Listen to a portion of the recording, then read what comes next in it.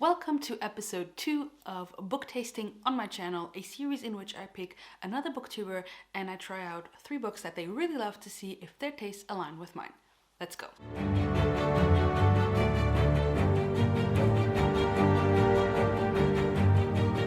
Hello lovely book dragons and welcome back to my channel, or welcome if you're new here. My name is Joana and I love to talk about books on this channel, specifically fantasy books. Today I'm here with episode 2 of Book Tasting, which is a series on my channel that I started a while back, inspired by many other booktubers to do this. And in this series I pick another content creator and pick 3 books that they really love or really recommend, and I read them to see if their tastes align with mine. My first episode of book tasting was on Abby over at Abby Salter, and I will leave that link up here so you can check it out. And today I'm so excited to do a book tasting on one of my favorite booktubers, one of my favorite content creators, Elliot Brooks. I've been following Elle for a very long time now, and even before I came back to booktube I was following her, I was watching all of her videos. When I found her channel I watched all of her backlisted videos because I really enjoyed her channel and I really enjoyed the books. And she was talking about, we have a lot of things that we align on. For example, she's a huge Sanderson fan, I'm a huge Sanderson fan. She recommended the Wind Wing Flame trilogy, which I read, and it became one of my favorite trilogies of all time. But we also have some areas in which we diverge. Like, I love The Faithful and the Fallen, and she DNF'd that series. Or she really likes the Shadow of the Fox series, and I hated that first book with a passion. So there are some areas in which we don't overlap, and others in which we are total in sync and we love the same stuff. And so I decided that for my second episode of book tasting, I wanted to pick some books that I have bought because of Elliot Brooks, or that she really recommends and are totally outside of my comfort zone. So I have a bit of a mix here, and I will show you the books and then I will update you as I read. Let's start with the books that I bought because of Elle. She hyped these books like so much and I bought them because of her. So the first one is Fireborn by Rosaria Munda. If you have not been on Elle's channel, hi, hello. She loves this series so much. And funnily enough, I own the second book, which I won on a giveaway on Elle's, I think it was either Instagram or her YouTube channel. So I got the second book from her. I picked this one up because of her, and I can't wait to get to this one. All I know is that this one is Russian Revolution inspired, and that we follow 2 main characters, one who belongs to the former ruling family and he's presumed dead, but he isn't, and he is in this orphanage. And also in this orphanage we follow another main character whose family was killed by character number 1's family. That's all I know. There's a dragon writing competition. Elle has really loved this. Alan has actually really liked this, and he doesn't really read YA, and so I was really excited to see that Alan liked this, and Jessie at the Bookish Mom also really liked this, and all 3 of them have a video in which they interview Rosaria Munda. So I will leave, of course, all the channels and all of those videos in the description of this video so you can go check them out for yourself. I think I'm gonna love this one. This one is a 5-star prediction for me because it has dragons. I love dragons. This is a dragon story. It is a post-revolution, like what happens after the revolution and where do we go from there, from what I gathered, and I'm so excited to see that in this book. Also, I've been reading a lot of huge epic tomes, and I needed something YA, something a little bit more, maybe lighthearted. I'm not really sure if this is gonna be lighthearted, but something a little bit more fast-paced, something a little bit shorter, and something I've been in the mood for such a long time. My friend Grace over at Grace Dion also read this, and it was a 5-star prediction for her, and I think it became a 4.5 or something like that. I will leave her video in the description as well. So I'm really confident with that lineup of people that I will also really like this book, and I can't wait to get to this one.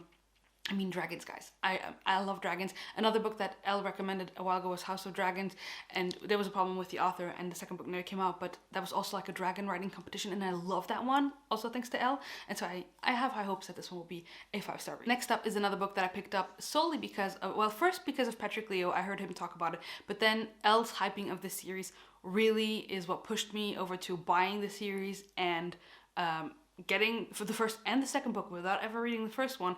And recently Jessie over at Jessie May did a video where booktubers recommend, so her friends recommend book to hers and she sees who wins, and Elle recommended this book and Jessie actually really loved it, and that was the ultimate push for me to start this vlog and read it. So thanks Elle again, and Jessie as well. I will leave her video linked in the description of this video again. And that book is of course The Bone Shard Daughter by Andrea Stewart.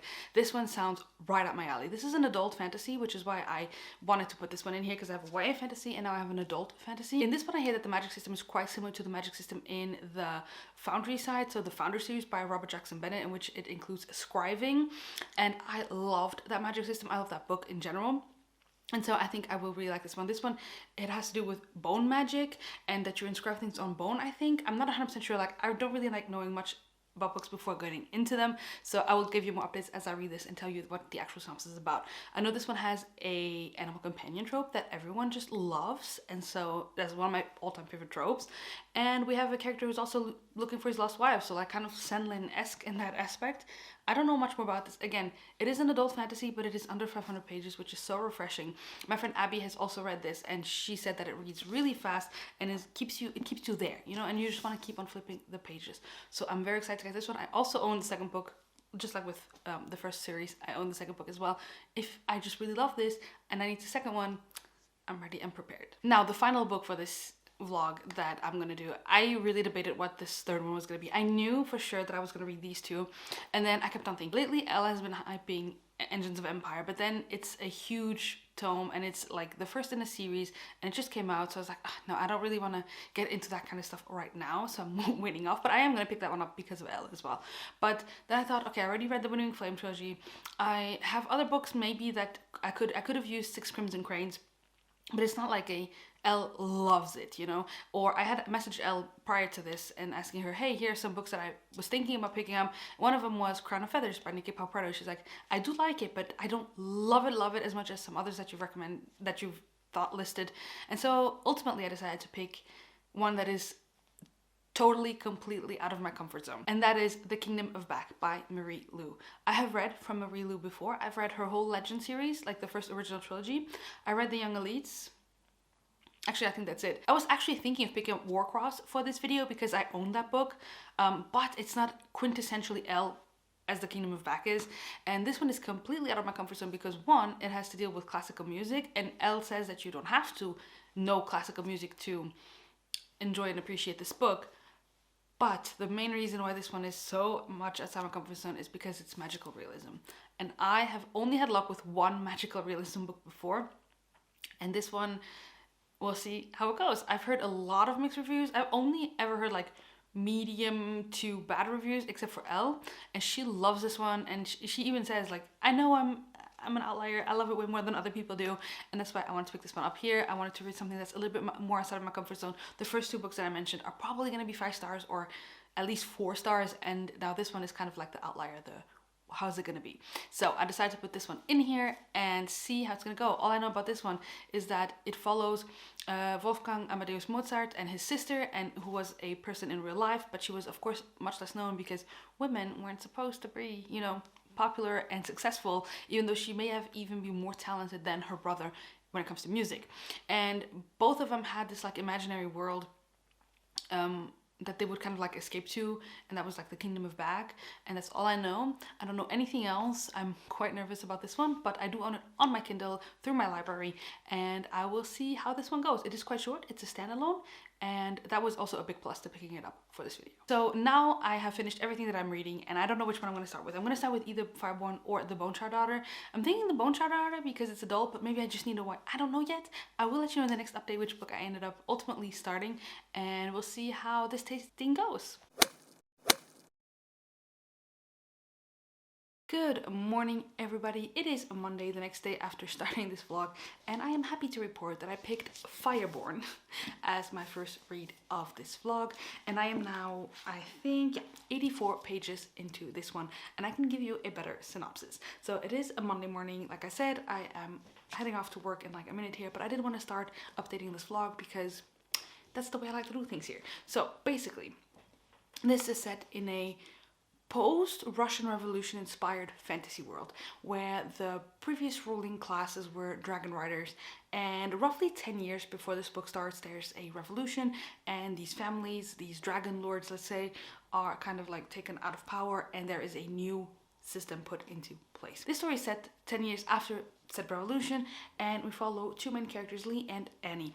Annie is someone who has been a peasant all her life. She came from the streets, she was raised in an orphanage, and her family was killed by these former dragon lords, by these people that were in power before the revolution, and therefore she has been in an orphanage because she has seen her village, her family being burnt alive by dragonfire.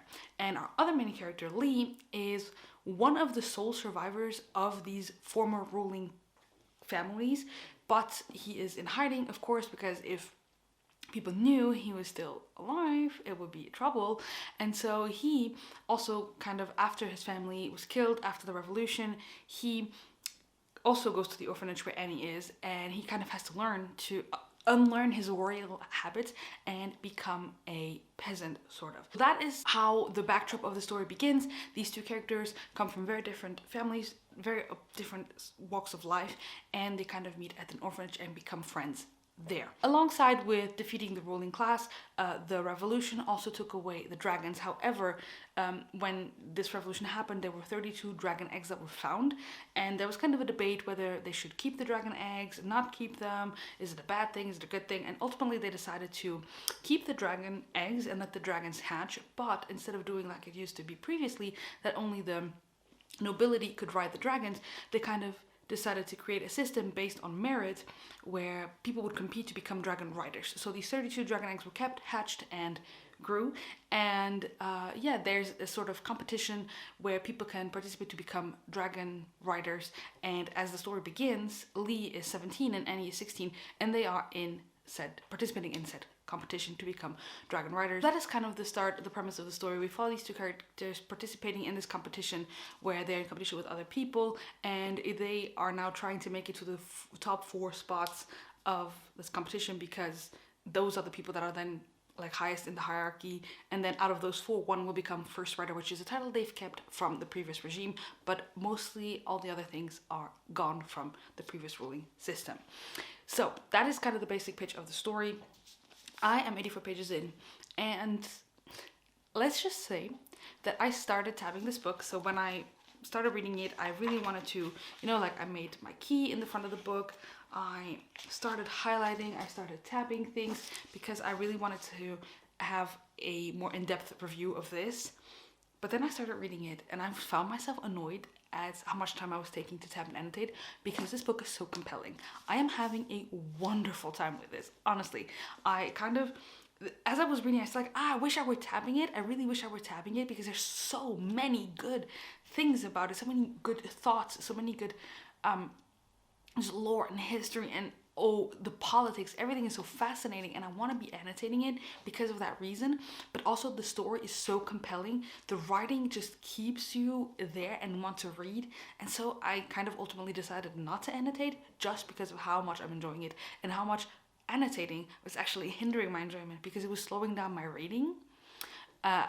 And I didn't want to slow down my reading. I'm not immersion reading this one. I'm just purely physically reading it. And I didn't want to stop reading to freaking annotate. To like, finding the right colored pen was annoying me. So I ultimately decided not to annotate it and to just continue reading. I didn't read a ton yesterday. I started this vlog yesterday. I didn't read a lot yesterday, so I didn't manage to make it to page 84, chapter 4. And I'm gonna say this is still a 5-star prediction at the moment. I'm having a great time. I'm really enjoying. I haven't read a story that's told in first person. So in each POV they talk in first person, and I haven't read that in such a long time. It's been just so great to be in a story that moves forward so fast, but that's also full of history and politics and lore and just deep character development and character deep dives for these people who have lived through stuff that's so traumatic also for them. So I'm loving it. It's looking like a 5-star as of right now. I will give you further updates. I wanted to do like a halfway point and then like something like that, but I really did want to come here, give you the synopsis, and then tell you how my initial thoughts are going. So far, so wonderful. I'm loving it. Hello, long time no see. It is Saturday and I'm now on page 300 of this book. So I have roughly 130-ish pages left, and I am still loving it. This is still a 5-star read.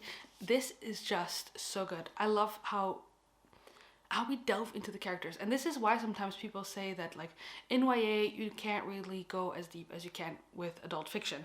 And I actually, little self-promo, had a chat here on the channel with Alan, with Sophia, and with Sarah about YA and adult books and reading, or even middle grade, like reading outside of your age range, and I will leave it linked up here if you want to check it out. And it's super interesting to see how different people think about different topics. But this is the type of book that I think that it's YA, yes, but you get so many important topics that are discussed. You get to see you get to delve into these characters in a way that even some adult fiction doesn't do, and I am really loving it. It's still a 5-star read. I'm planning to finish this today because now I've spent a week reading this. Not really actually reading because I've been so busy doing other things, but I've been on this book for a week, which I hate because this is so good. I just want to be reading huge chunks of it as I go. And I still have 2 books, and then next Saturday I'm going to Portugal for a week, so I need to have all these books finished this week and still like pre-film, everything. So I need to finish this today, which shouldn't be a problem. I'm gonna sit down now and get a cracking. Hey guys, it is now Sunday, so I think I did a tiny clip yesterday, but I'm happy to report that I did finally finish Fireborn by Rosario Munda, and I gave this 5 whopping stars. I love this. This is one of my new all-time favorite YA fantasies. I can't wait to continue on with the series. Honestly, like if I weren't filming this, I would like now pick up Flamefall, but I absolutely love this. So I told you in one of the beginning clips when I was explaining the synopsis of this that Annie didn't know about Lee, and I was actually mistaken. Like you see throughout the book that she actually kind of had that inkling that of maybe not exactly who he was, but like that he was definitely one of the dragon lords, but she didn't want to admit that she knew. And so, you know, like when you kind of know something but you're like, no, you don't want to think about it so that you don't actually know. That's kind of where we were, and you see that more in the book, and it's super awesome. So I'm just sad that it dragged out so much for me during the week, not because of the book, but because of me. All the busyness that happened, which I explained yesterday, why I wasn't really reading a lot this week. And I'm sad because this book was so good, and when I was reading it, I couldn't put it down. It was so immersive, it was so engaging, and I had such a wonderful time. I think that if you like political stuff in your fantasies, or political fantasies in general, and you don't mind YA, then this one is for you. The politics were one of my favorite aspects. Well, my favorite aspect was of course the dragons and how cute they were, and how like the connection between the dragon rider and the dragon, that was one of my favorite aspects, and the character deep dives. I feel like for a YA fantasy, we went super deep into these character psyches, and then also into the interpersonal relationships and how certain things affect them. And you see a main character, Annie, how she used to be one of the peasants, and then now she's kind of fighting her way into like this competition with the dragons, and how some people still think that she is a peasant, and how it's only been 10 years since this revolution happened, and some people still treated her like that, and how she even sometimes thinks, well, do I not really want this because I don't want it, or because I've been told all my life I couldn't do this? And you see her trying to overcome that internal monologue of, I can't do this, I'm not good enough for this. And that was so relatable for me, because I feel like I'm like that with job descriptions, you know, like when I look at job descriptions somewhere and I'm like, I couldn't do this, when I'm like, yes you can, why do you think you can't do it? It's ridiculous. And Annie is like that, and I love seeing that in her because I kind of could see that in me as well.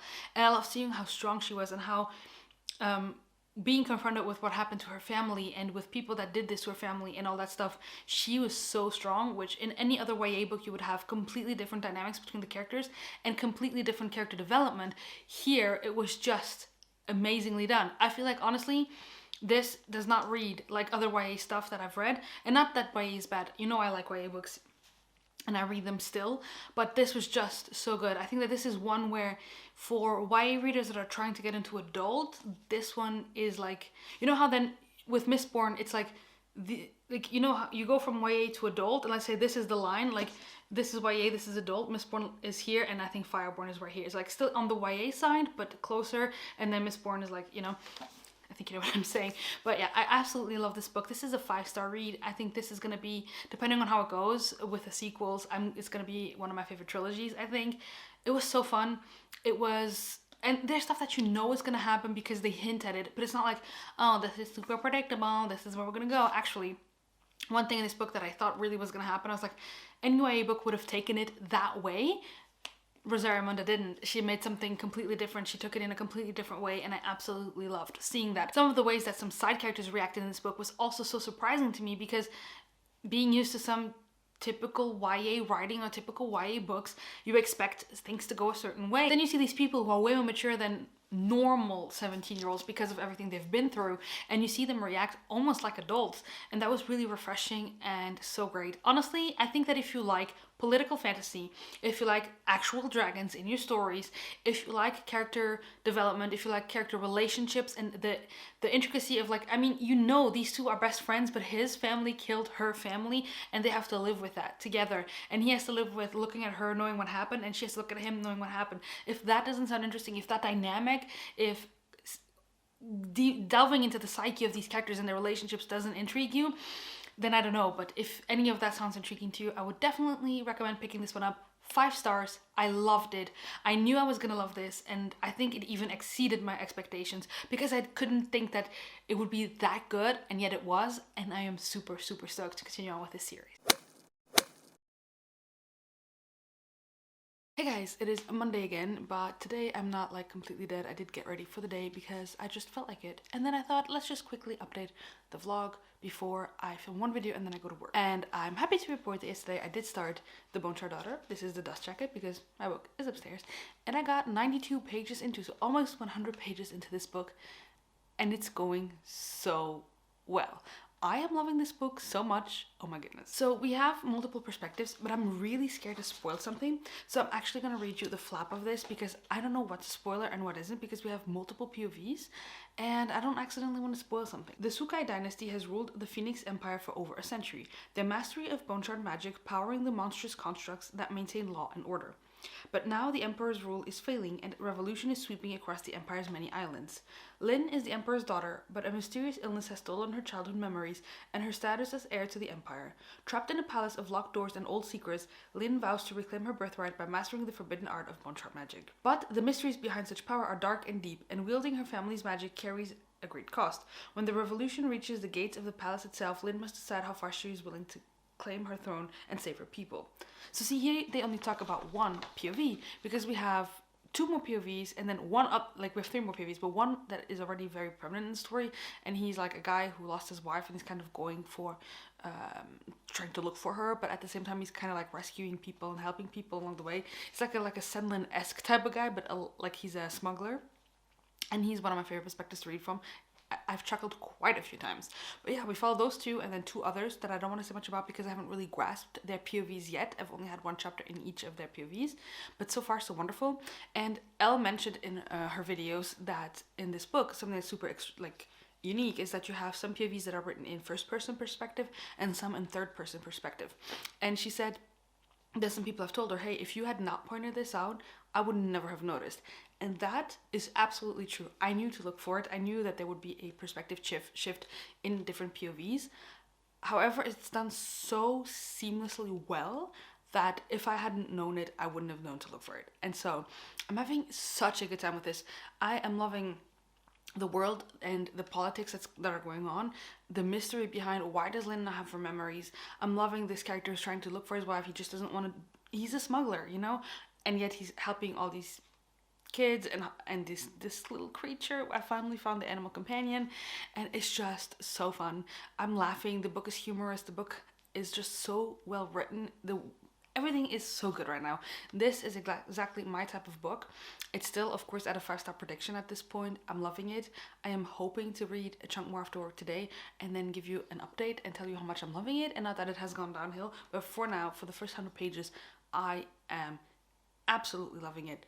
Wow, what a choice. Hey guys, today is Saturday, the 5th of March, and I'm here in a very rough manner. Like, I didn't do my makeup, I didn't get ready, I didn't do anything because we're about to leave for 1 week in Portugal, and I'm just so excited. But I did need to update this vlog, and my reading has just been terrible. This week at work, I was so busy, and I didn't read a lot. Like, every time I was reading, I was just reading a few pages here and there. So this vlog was supposed to be read over, like, the 3 books were supposed to be read over, like, a week/10 days. It's gonna take me 3 weeks to film this vlog, because now I'm not going to be reading a lot in Portugal. I just know. And yeah, I am leaving, so then this vlog is going to be on hold, and then I'll finish it when I come back. But I am here because I want to update you on The Bone Shard Daughter by Andrea Stewart, which I finished yesterday. I feel a lot more confident giving you a synopsis now because now I know what is a spoiler and what isn't. So pretty much I'm going to tell you that we follow 3 perspectives. We follow a 4th. I don't want to say anything at all about that 4th perspective, but I will talk to you about the 3 perspectives that we follow. I just already gave you a little bit of a synopsis earlier in this vlog. On the one hand, we follow Jovis, who is a smuggler, and he is looking for his wife who disappeared 7 years ago. All that was left was a few coins on the bed or on the table or somewhere in their house, and she was gone, and he's been looking for her ever since. All he knows is that he's looking for a ship with blue sails, and he doesn't know where to find the ship, and he doesn't know where the ship goes. He's looking for his wife. However, as he is embarking on this journey of looking for his wife, as he's going along that journey rather, because he's not embarking on it, but he kind of ends up helping a kid, and all of a sudden he becomes a savior to a lot of kids, and he saves this cute little animal companion creature that I love with all my heart. And yeah, that is kind of his story. He is the smuggler looking for his wife, but who ends up being a hero even though he doesn't really intend to. On the other hand, we follow Lynn, who is the Emperor's daughter. This empire is made up of a bunch of islands, and so it's all the same empire where Jovis is as well. So this is like an empire made of archipelago, and the emperor has been secluded since his wife died, and all he does is tinker with magic. And the magic in this world is that everyone at the age of, I think, 8 or something like that, gets a piece of their bone removed from back here, and the emperor uses it to scribe or to engrave commands upon those bones that he then puts into things that he is making. Basically, if he made AI, and then the way to power this AI is with bones from people where he gives commands on. So the magic system kind of in that way reminds me of Foundry Side as well, because of the scribing aspect. And so that's what he's doing. He's kind of secluded. No one has seen him in a very long time. He's locked up in his palace, and Lynn is kind of in competition with her foster brother to become the heir to the empire whenever her father dies. It's not a thing that should be happening anytime soon, but the emperor is grooming both kids and trying to see which one is ready to take over whenever he passes away, whoever is closest to understanding the magic system and understanding everything that needs to be happening. And so the way that they kind of go about seeing who is ahead is that when they accomplish certain tasks, the emperor gives them one key to one room in the palace, which is huge, and there's a ton of keys that they need. And so that's kind of how the competition aspect between those two go. We actually have 5 perspectives, but 2 perspectives kind of go together. And one is Falu, and she is the governor's daughter on one of the islands. She is in love with this woman, Ronami, and as this book starts, she has proposed a bunch of times to Ronami, but Ronami always says no for some reason. It's clear that they belong together, like they like each other, they love each other, but there's a reason that Ronami is saying no, and Falu doesn't understand what it is. And so at the beginning of this book, they had a little bit of a fight after yet another proposal. And when Falu comes home, Ronami has disappeared and has been abducted by the Shardless Few, which is the rebels of this empire who try to overthrow the empire and the magic system at hand. So then we follow Falu as she goes and tries to rescue Ronami, which is why these 2 perspectives are super close together. And then we have the other perspective that I won't tell you anything about. That's basically the pitch of the story, and I absolutely love this book. It is a 5-star read. I had such a wonderful time with this. It is so transportive. It is just, I cared for all of the characters. I cared for all of the perspectives. I found my favorite perspective to be Jovis, of course, because he has the animal companion. He is funny. He is just, you see someone who tries to be super selfish, but actually ends up doing a lot of things for the greater good instead of for his own personal gain. And I love Jovis so much. He's one of my favorite characters that I've read from. And I do love all the other perspectives as well, but his is just so happens to be my favorite. I just love this book. Honestly, I thought it was imaginative. This is a debut novel, guys. This is a debut novel. It did not feel like a debut novel. Maybe there were a few technical things, but I don't pick up on those things. But just as a perspective from story, it was just amazing. I loved it. I give this 5 stars. I am so excited to get to the sequel. I own the sequel. Just like with Fireborn, I'm very excited and very keen to continue on with the books in the series, which is always a good thing. I won't be putting off the sequel for very long. I debated for a long time picking up the audiobook for this because it is full cast, and I love full cast, but I didn't do it. I just read this physically, and it was a wonderful experience. But if you have tried the audiobook, I don't know if it's any good. I'm sure it is, because full cast narrations are often amazing. So all in all, this vlog has been a success. This book, like I said, 5 stars. I absolutely loved it. I love the magic system. I love the world building. I love just everything about it. There's nothing I didn't like. All in all, this was a wonderful book. I loved it, and I cannot wait to continue on. All right, it's November. Hi, I started this vlog in February and it's November. I ended up filming this closing clip already, but I lost it. And I was editing this video. It was fully edited, and then I was looking for the closing clip, and it was lost. So I'm refilming it. Hi, hello, welcome to Joana of the future. Like almost over half a year into the future. This video. So, okay, I ended up reading Fireborn and The Bone Shard Daughter at the beginning of this video. As you know, I love both of them. I gave them 5 stars. I, since then, have finished the whole Aurelian cycle, which means the sequels to Fireborn. So I've read Flamefall and Fury Song, both 5-star reads. I loved them even more than I loved Fireborn. But Flamefall was just, I was so invested. I love that book so much. And Fury Song just, whew, yeah, it broke me a little bit. Well, so did Flamefall, to be honest. Both of those books were just amazing. I ended up loving them. I gave them 5 stars. So, do I trust Elliot Brooks with when it comes to recommendations? Absolutely. I mean, my shelves, like, I'm not gonna lie, I'm pretty sure that at least 25% of my shelves are books that Elliot Brooks has recommended. There's books that she sometimes messages me out of the blue. She's like, Joanna, I read this book and I think you'll like it. I don't even look into the synopsis. I just add it to my cart and it's here. There's like a few books like that where I have no idea what they're even about, but Elliot Brooks has raved about them. You bet your sweet bottom dollar that I'm gonna get it and I'm gonna read it and I'm probably gonna like it. I have so many books that I have read that have been favorites thanks to Elle. So I trust Elle with almost all my heart when it comes to recommendations. However, I did start the last book for this video, which was The Kingdom of Back by Mary Lou. And I told you, if I'm not mistaken in the intro, that this was the book where I was not certain because I do not like magical realism. This was the one book where I knew if this vlog was gonna go wrong somewhere, it was gonna be with this book. And I was right. Now I'm gonna recontextualize everything. I started reading this book the day after I finished The Bone Shard Daughter, or the day after I filmed the clip for The Bone Shard Daughter. I was going to the airport at the time of filming that ending clip. I even told you I need to rush because I'm going to the airport. We're going to Portugal. It was the beginning of March. And then I started this book, The Kingdom of Back. I started it at the airport and I got 25% of the way into this book. And surprisingly, I wasn't hating it. I wasn't loving it by any means. But I even remember messaging Sophia from Sophia's Thoughts and saying, hey, I'm surprised that I'm not absolutely hating and despising this book. It's actually okay. I'm actually having a good time. I was mostly having a good time in the historical aspect of things, not the magical realism aspect of things. Because if you don't know, this book we follow Mozart and his sister, who was a real person.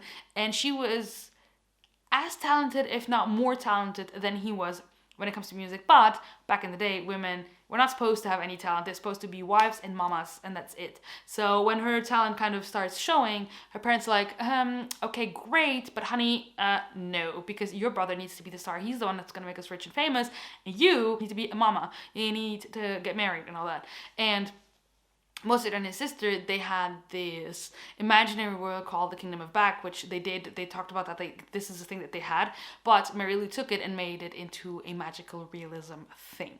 I did not care a single bit about that, and I know, like, the reason, okay, I was really loving the historical aspects. I wasn't absolutely vibing with the magical realism aspect of things, but I wasn't hating it.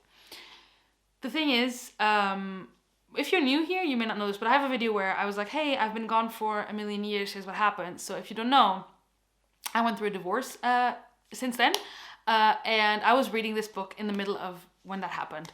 And I could not pick this book back up because it was just, I wasn't in the headspace for it.